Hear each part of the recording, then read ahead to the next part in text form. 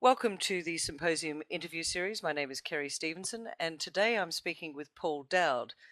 Paul is a non-executive director for Oz Minerals and also serves on a number of industry and government boards. Welcome to the series, Paul. Thank you very much, Kerry. Now, Paul, you're a keynote speaker at the Resources Investment Symposium in Broken Hill in a couple of weeks' time, and I note that you'll be speaking on what's in a title. Now, part of that, you say, is talking about Australia's standing in the international community. What do you mean when you say Australia's standing in the international community? Why is that important? Well, I think for a long period of time, we've not recognised our own position and how important that is in the international competitive area of mining. We are a leader in so many aspects, and yet we don't take advantage of that opportunity that being number one provides. And if we were able to grasp that mantle of being the number one mining nation, so many other things would be so much easier. Our acceptance by the general population of Australia, I think, would be better. Australians love winners, and if it was recognised that we are winning in this game of being highly competitive in an international sense, I think we would have a greater support, not only from the populace but from the regulation.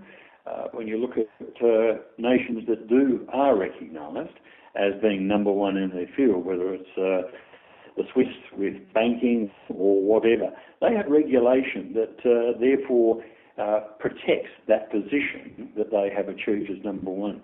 We should be doing the same. We shouldn't be having to fight the same battles year after year in an unknown environment. Our environment should be recognised as being one of the best in the world. But why do you think that we have this issue? Is it a political issue? Is it a media issue? Is it a general populace issue? I mean, you said acceptance by the general population.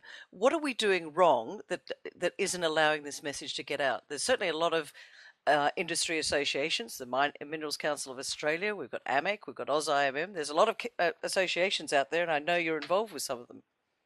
What are we doing wrong? It's not so much what we're doing wrong. We're not seeing the opportunity.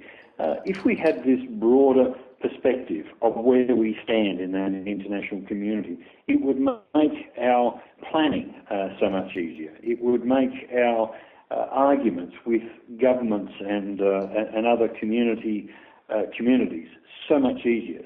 We don't show where we fit. We've concentrated in the past as an industry of trying to show how important we are to the mining, to the broad economy of Australia, and that has been very unsuccessful.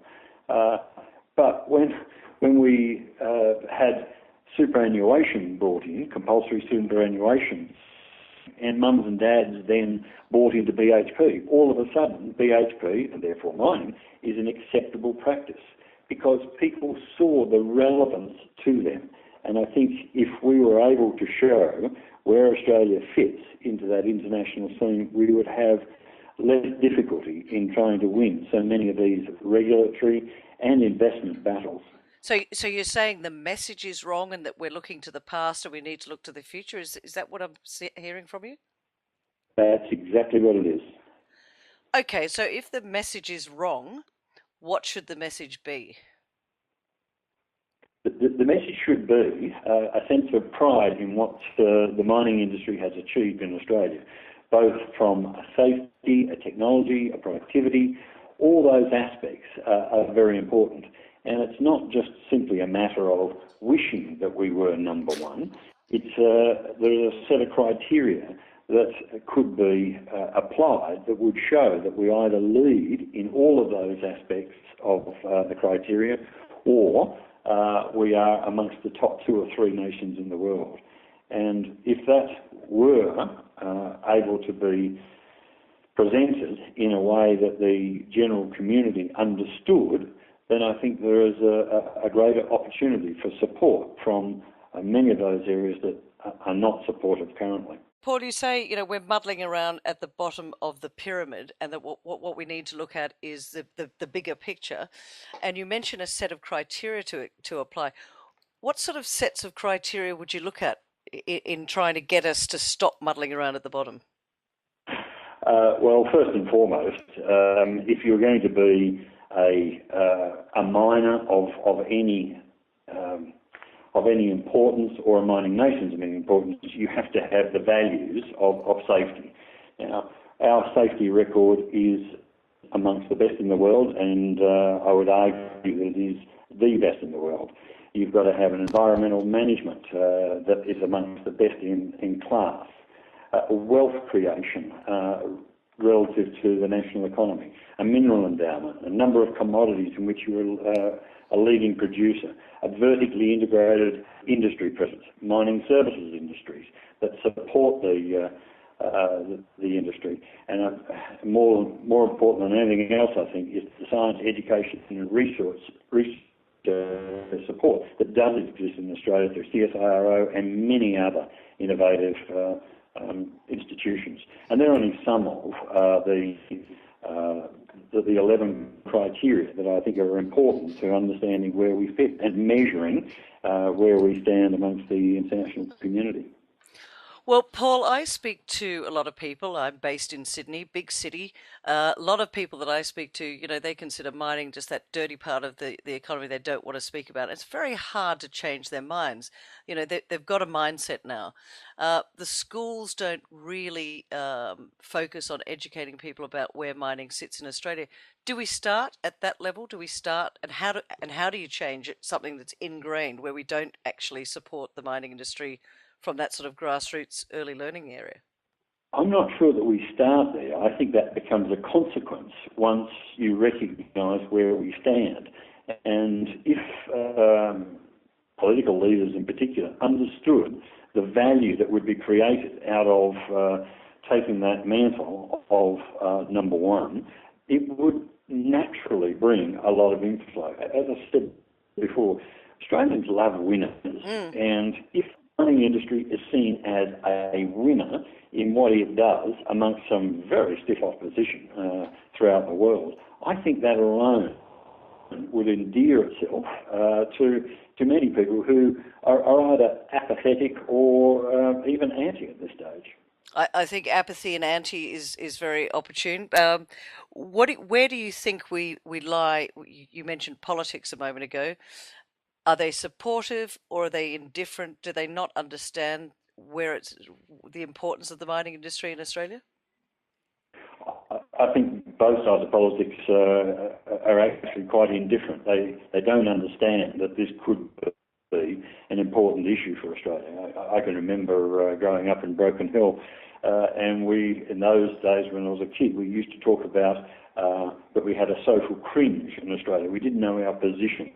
We didn't know whether we belonged to Britain or Asia or whatever it was. That took many years before we actually found our niche. And our niche is clearly in Asia. But once you've found that and you understand where you fit, then you can apply your policies and planning accordingly. Similarly, if we were recognised as that number one mining nation, then you could do that in mining as well. And that means the way you deal with our trading nations, rather than just simply dig it up and throw it across the water, it would have a far more strategic importance than what we currently recognise that to be. One of the criticisms that I hear quite often from people is we're digging up everything from the ground, all our resources in the ground, and throwing it across the water, as you mentioned.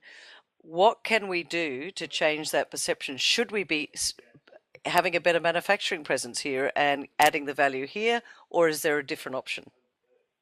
Well, look, that would be ideal, but it's not essential. And indeed, it may come as a consequence rather than as the initial plan. I think what's more important is that we need to understand what part we've played in the rise of Asia. Had it not been for Pilbara iron ore, Japan would never have been able to achieve the financial miracles that it achieved.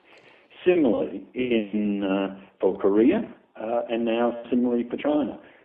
But when we've had these opportunities to provide the building blocks for other nations, we have simply provided the materials. We have not taken advantage of the security and the other diplomatic relationships that could have been formed if indeed the political leaders understood that important part that we play in the world scene.